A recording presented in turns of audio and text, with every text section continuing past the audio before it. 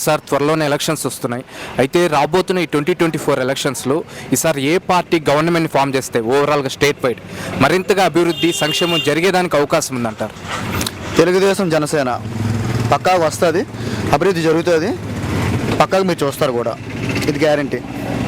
అంటే ఏంటి సార్, తెలుగుదేశం జనసేన భాజపా కలిసి వస్తున్నాయి అంటే కూటమిగా, ఈ కూటమి మీద మీకు అంత బలమైన నమ్మకం ఏంటి? అలాగే ఓవరాల్గా స్టేట్ వైడ్ ఈ కూటమి అధికారంలోకి రావడానికి వాళ్ళకి అంతగా అనుకూలించే అంశాలు ఏమున్నాయని?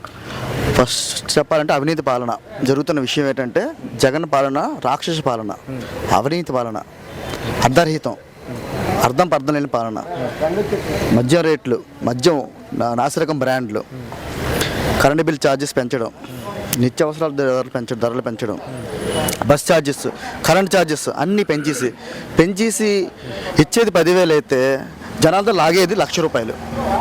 ఓవరాల్గా చెప్పాలంటే ఇచ్చేదేమో చేసేదేమింది, చాలామంది జనాలకి సంగతి తెలియట్లేదు. జగన్ డబ్బు చేస్తున్నాడు, వాళ్ళకి ఇస్తున్నాడు, వీళ్ళకి ఇస్తున్నాడు, ఆటో వాళ్ళకి ఇస్తున్నాడు చెప్పేసి ఆటో వాళ్ళు సైతం బాధపడుతున్నారు. యాక్చువల్గా సంవత్సరం 10,000 ఇస్తున్నారు, 70,000-80,000 పోతుందని చెప్పేసి, దీనికని దానికని లైసెన్స్ లేదని ఇది లేదని చెప్పేసి, రాంగ్ బార్గింగ్ అని చెప్పేసి ఇంటి మీద అలా ఉండేది కాదు. సో ఈ రకంగా చేసేస్తే కనుక ఇది అవినీతి పాలన. నెక్స్ట్ ఏంటంటే మన దగ్గరే దోచుకొని మన దగ్గర 1,00,000 దోచుకొని 10,000 ఇస్తున్నాడు అంతే. అంతకుమించి జగన్ చేసింది ఏమీ లేదు. అవినీతి, స్వార్థ రాజకీయాలు, రాక్షస పాలన. సార్ ఇకపోతే రైట్ నో మనం ఇప్పుడు వైజాగ్ సిటీలో ఉన్నాము.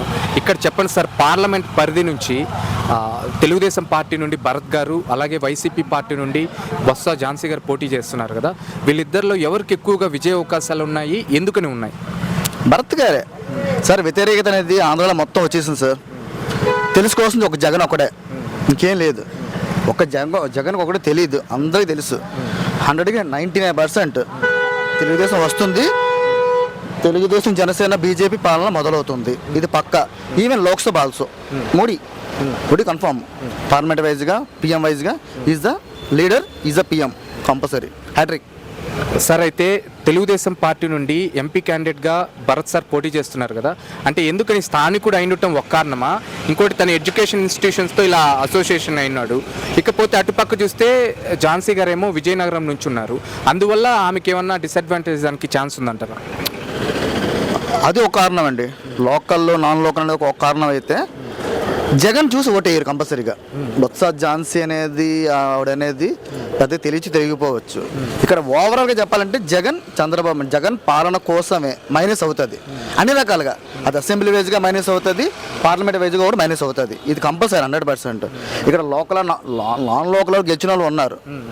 ఈవెన్ పాత టైంలో జనార్దన్ రెడ్డి, బయట వాళ్ళు గెలిచారు, చెందారు. కానీ లోకల్ నాలుగు సంబంధంగా, వైద్య సంబంధంగా అందరూ ఆదరిస్తారు.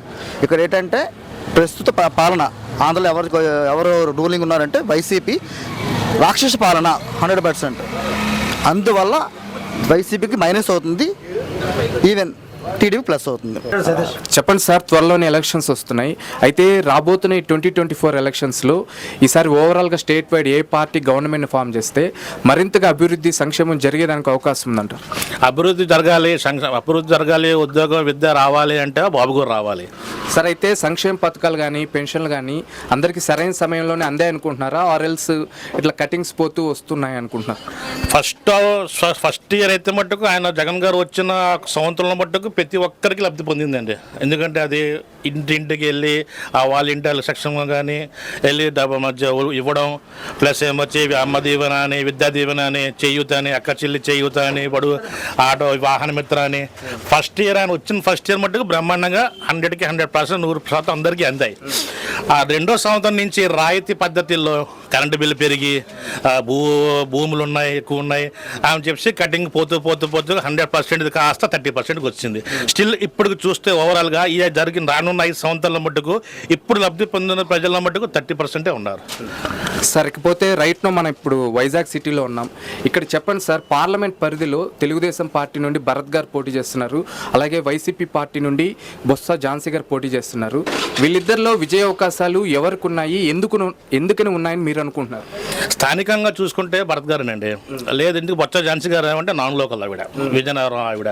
సో వైఎస్ఆర్ పార్టీ నుంచి లాస్ట్ ఉన్న ఎంబీబీ గారికి తప్పించి ఆయనకి ఎమ్మెల్యే టికెట్ ఇచ్చి ఝాన్సీ గారిని నించోబెట్టారు.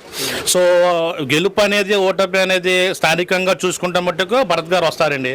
పార్టీ పరంగా చూసుకొని ఈ మన జగన్ గారికి చూసుకొని ఏమైనా క్రాస్ ఓటింగ్ వేస్తే మట్టుకు ఝాన్సీ గారు వచ్చే ఛాన్స్ ఉన్నాయి. కానీ మోస్ట్ ప్రాబబ్లీ వస్తే మట్టుకు భరత్ వస్తారు టీడీపీ. సార్ ఇకపోతే ఎమ్మెల్యే కాన్స్టిట్యున్సీస్ గురించి ఒకసారి మాట్లాడుకుందాం. ఇప్పుడు వైసీపీ పార్టీ నుండి ఆనంద్ బాబు గారు పోటీ చేస్తున్నారు, అలాగే అపోజిషన్ అయిన తెలుగుదేశం పార్టీ నుండి ఘనబాబు గారు పోటీ చేస్తున్నారు కదా. వీళ్ళిద్దరి పరిస్థితి ఎలా ఉంది ఒకసారి చెప్పండి. వీళ్ళిద్దరి పరిస్థితి అంటే సార్ నక్క నాగలోకం అండి. ఘనబాబు గారు అయితే ఆయన మనిషి పరంగాను అభివృద్ధి పరంగానే చాలా అభివృద్ధి చేశారు. అభివృద్ధి లబ్ధి పొందిన ఊరు అది గోవాలపట్నం అనేది. ఈ ఆనంద్ కుమార్ గారు అనేవాడి ఇప్పుడు కొంచెం ఫామ్లోకి వస్తున్నారు ఆయన. సో అది చూసుకుంటాం మట్టుకు విజయం అనేది టీడీపీ ఘనబాబుకే వర్తిస్తుంది, ఆయనకే వరిస్తుంది విజయం అనేది మట్టుకు. సార్ ఇకపోతే వైజాగ్ స్టీల్ ప్లాంట్కి సంబంధించి ప్రైవేట్ పరం కాకూడదు అంటే దాన్ని ఆపగలిగే పొటెన్షియల్ ఎవరికి ఉంది అనుకుంటున్నారు? అంటే పార్టీ వైజ్ అయినా సరే ఏదైనా సరే పార్టీ ఇప్పుడు మీకు ఒక స్టీల్ ప్లాంటే చూసుకోండి, ఒక పోలవరం ప్రాజెక్టే చూసుకోండి, శంకుస్థాపన చేసి పోలవరం ప్రాజెక్టు 5 సంవత్సరాలు అయినా సరే ఇప్పటికీ గేట్ కూడా తయారవ్వలేదు. సో మీడియాలో రావడం, మీడియా చూసుకోవడం అవన్నీ జరుగుతున్నాయి, అవన్నీ ఇటు విషయం. ఇంకా స్టీల్ ప్లాంట్ అంటారా, మన జగన్ గారు వచ్చినప్పుడే హామీ ఇచ్చారు, కానీ ఇప్పటికి కూడా ఆయన ఎప్పుడు కొంచెం నినాదం అనేది చేయలేదు. Save steel plant, save AP అని. యాక్చువల్గా స్టీల్ ప్లాంట్ అనేది ఆంధ్రప్రదేశ్లో హక్కు అది, కానీ ఇప్పటికీ ఇంకా వాళ్ళు సిపిఐ వాళ్ళు సిపిఎం వాళ్ళు ఇంకా చేస్తున్నారు. కానీ దాన్ని అందరూ వచ్చి ఏజెండా ఏమంటే స్టీల్ ప్లాంట్ అంటున్నారు. ఇప్పుడు జనసేన గారు పవన్ కళ్యాణ్ గారు చూసుకోండి, ఆయన కూడా స్టీల్ ప్లాంట్ అంటున్నారు. ఆయన ఛాన్స్ ఇద్దాం అనుకుంటున్నారు. ఇప్పుడు ఎవరికి ఛాన్స్ ఇచ్చినా సరే నెక్స్ట్ ఎలా ఉండదు చెప్పలేము. స్టీల్ ప్లాంట్ సేవ్ అనేది జరగాలంటే సెంట్రల్లో మోడీ పోవాలా, స్టేట్లో ఈయన పోవాలా, అంతే. అప్పుడు సేవ్ అవుతుంది. ఓవరాల్గా చెప్పాలంటే టీడీపీ రావాలా, కాంగ్రెస్ రావాలా సెంట్రల్లో, అది చెప్పాల్సిన విషయం. వస్తున్నాయి. అయితే రాబోతున్న ఈ 2024 ఎలక్షన్స్లో ఈసారి ఏ పార్టీ గవర్నమెంట్ ఫామ్ చేస్తే మరింతగా అభివృద్ధి, సంక్షేమం జరిగేదానికి అవకాశం ఉందంట? కూటమి, ఎన్డీఏ కూటమి. అంటే ఏంటి సార్ మీకు కూటమి మీద అంత బలమైన నమ్మకం ఏంటి? అలాగే కూటమి ఈసారి గెలవటానికి వాళ్ళకి అంతగా అనుకూలించే అంశాలు ఏమున్నాయి? అనుకూలించే అంశాలు మెయిన్గా ఈ గవర్నమెంట్ తాలూగా పాలసీసే. ఇప్పుడు రూలింగ్లో ఉన్న గవర్నమెంట్ పాలసీస్ వీళ్ళకి ప్లస్ పాయింట్స్. అయితే మీకు ఓవరాల్గా జగనన్న పరిపాలన ఎలా అనిపించింది? మీరు ఏ ఆస్పెక్ట్స్లో డిసప్పాయింట్ అయ్యారు? ఓన్లీ సంక్షేమం తప్పించి వేరేది ఏం లేదు, మిగతా అన్నిట్లో ఫెయిల్యూర్. సార్ అయితే మీరు అన్నట్టే వైసీపీ పాలనలో సంక్షేమ పథకాలు సంతృప్తినిచ్చాయి, కానీ అభివృద్ధి పరంగా చాలా నిరుత్సాహం చెందామని చాలామంది ఆరోపిస్తున్నారు. దాని గురించి మీరు ఏమంటారు? అది ట్రూ, అది నిజం. అది ఓన్లీ సంక్షేమం తప్పించి వేరేది ఏం లేదు. సార్ ఇప్పుడు రైట్ నో మనం వైజాగ్ సిటీలో ఉన్నాము. ఇక్కడ తెలుగుదేశం పార్టీ తరపున పార్లమెంట్ పరిధిలో భరత్ సార్ పోటీ చేస్తున్నారు, అలాగే వైసీపీ పార్టీ నుండి పార్లమెంట్ పరిధిలో బొత్స ఝాన్సీ గారు పోటీ చేస్తున్నారు కదా. వీళ్ళిద్దరిలో విజయ అవకాశాలు ఎవరికి ఎక్కువ ఉన్నాయి, ఎందుకు ఉన్నాయి? భరత్ గారికే ఉన్నాయి. అంటే ఎందుకని సార్? లాస్ట్ టర్మ్ కూడా ఆయన సెకండ్ ప్లేస్లో వచ్చారు. ఇప్పుడు కూడాను ఆయనకి జనసేన షేరింగ్ కూడా యాడ్ అవుతుంది కాబట్టి ఆయనే వస్తారండి. సార్ భరత్ గారు స్థానికుడు అయిండటం వలన, అట్లాగే ఎడ్యుకేషన్ ఇన్స్టిట్యూషన్స్తో అసోసియేషన్ అన్నాడు, ఇవన్నీ తన యొక్క గెలుపుకి ఎలా బెనిఫిట్ అయ్యేదానికి ఛాన్స్? అది ఆ ఆస్పెక్ట్స్ ప్లస్ అవ్వచ్చు, కానీ అది ఒకటే కాదు, ఈ ఫ్యాక్టర్ కూడా పనిచేస్తుంది వాళ్ళకి. ఈ రెండు Janasena and TDP BJP factor కూడా పనిచేస్తుంది. అండ్ ఆయన కూడా బాగానే చేస్తారు, పర్లేదు. సార్ అయితే వైసీపీ పార్టీ నుండి పోటీ చేస్తున్న బొత్స ఝాన్సీ గారి పరిస్థితి ఎలా ఉంది సార్? ఝాన్సీ గారు పర్లేదు, ఇంతకుముందు ఇక్కడే అయితే చేయలేదు, ఆయన విజయనగరం. ఇద్దరిని కంపేర్ చేసుకుంటే భరత్ గారు బెస్ట్. సార్ అయితే ఇప్పుడు వైజాగ్ స్టీల్ ప్లాంట్ ప్రైవేట్ పరంగా కాకుండా ఉండాలంటే దాన్ని ఆపగలిగే పొటెన్షియల్ ఎవరికి ఉందండి? నా పర్సనల్ ఒపీనియన్ అది ఆపకుండా ప్రైవేట్ అయితేనే బెటర్, కానీ ఆపకుండా ఎవరు ఆపలేరనే నేను అనుకుంటున్నాను. అది సెంట్రల్ గవర్నమెంట్ హ్యాండ్లో ఉంది, అందరికీ తెలుసు అది ఎవరు ఆపలేరని. డ్రామా ప్లాన్ చేస్తున్నారు అందరూ, అంతే.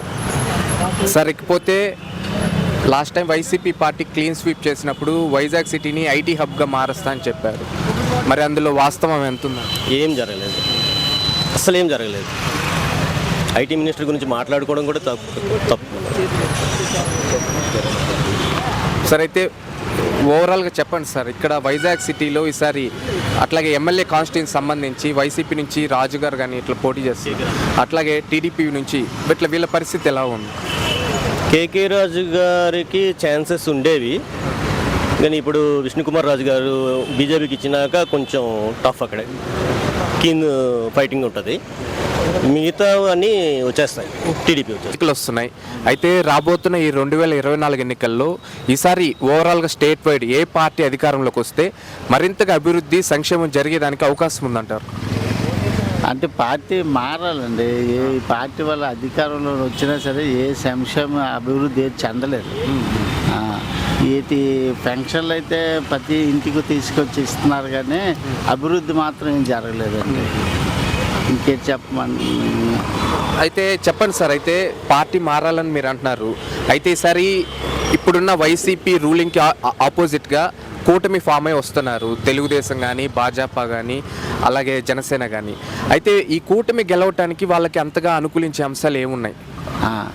అంటే ఇప్పుడు కూటమి జరగాలండి, పార్టీ మారాల, మన తెలుగుదేశం పార్టీ వస్తుంది. అయితే వైజాగ్ సిటీలోనే పార్లమెంట్ పరిధి నుండి భరత్ సార్ పోటీ చేస్తున్నారు. అయితే అలాగే పార్లమెంట్ క్యాండిడేట్గా వైసీపీ నుంచి బొత్స ఝాన్సీ గారు పోటీ చేస్తున్నారు కదా. వీళ్ళిద్దరిలో విజయావకాశాలు ఎవరికి ఎక్కువ ఉన్నాయి, ఎందుకు ఉన్నాయి? భరత్ గారికే ఉంటాయండి. ఎందుకంటే కూటమి కదా, అన్ని పార్టీలు కలిపి చేస్తున్నారు కదండి. తెలుగుదేశం పార్టీ వస్తుంది 3 వంతులు, ఒక వంతే దీనికి ఉంటుంది, 3 వంతుల మంది తెలుగుదేశానికే ఉంటుంది.